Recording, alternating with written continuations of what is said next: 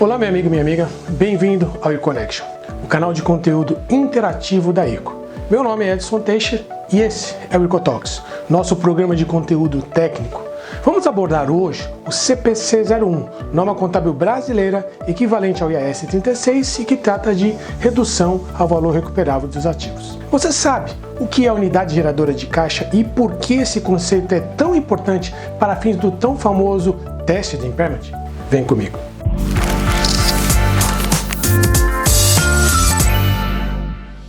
Para saber se um ativo não financeiro está desvalorizado, precisamos comparar o seu valor contábil com o seu valor recuperável. O valor recuperável é o maior valor entre o seu valor justo líquido de despesas de venda e o seu valor em uso.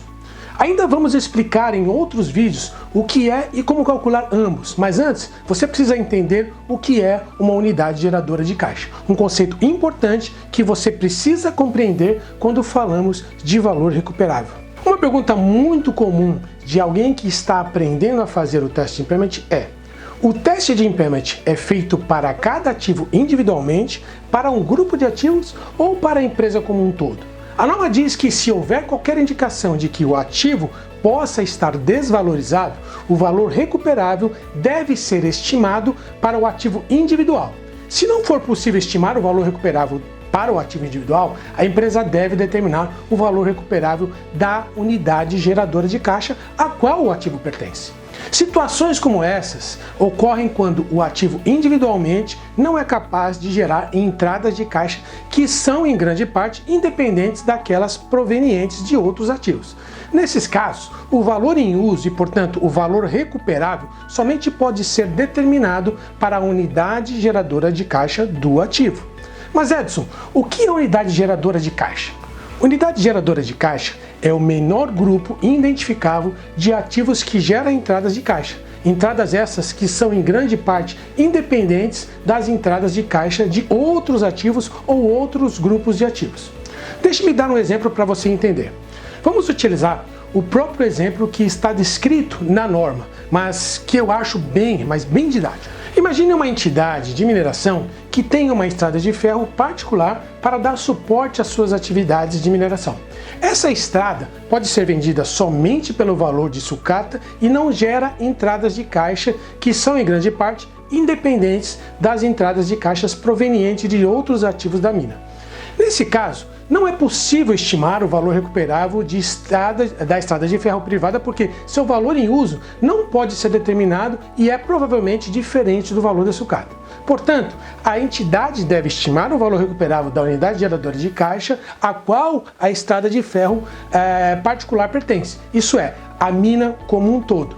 Uma unidade geradora de caixa de um ativo é o menor grupo de ativos que inclui esse ativo e gera entradas de caixa que são em grande parte independentes das entradas de caixas provenientes de outros ativos ou grupos de ativos. Em alguns casos, a unidade geradora de caixa pode ser um agrupamento de ativos, um segmento ou, em certos casos, poderá ser a própria empresa como um todo. Importante lembrar que a identificação da unidade geradora de caixa envolve julgamento. Deixe-me dar um outro exemplo, também utilizado na norma para ajudar o seu entendimento e esclarecimento do tema. Imagine que uma empresa de ônibus fornece serviços sob contrato a um município que requer a prestação de serviços mínima em cada uma das 5 linhas operadas. O ativo alocado em cada linha e os fluxos de caixa provenientes de cada linha podem ser identificados separadamente. Uma das linhas opera com prejuízo significativo. Como a entidade não tem a opção de eliminar nenhuma das linhas operadas, o nível mais baixo de entradas de caixa identificáveis, que são substancialmente independentes das entradas de caixas provenientes de outros ativos ou grupos de ativos, são as entradas de caixa geradas pelas 5 linhas em conjunto. A unidade geradora de caixa para cada linha é a empresa de ônibus como um todo.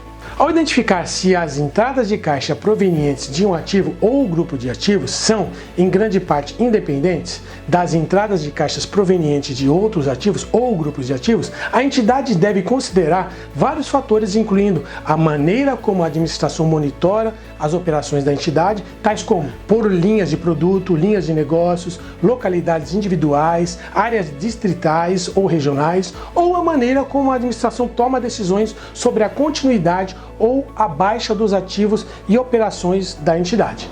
As unidades geradoras de caixa devem ser identificadas de maneira consistente de período para o mesmo ativo ou tipos de ativos, a menos que haja justificativa para a mudança. Pense nisso.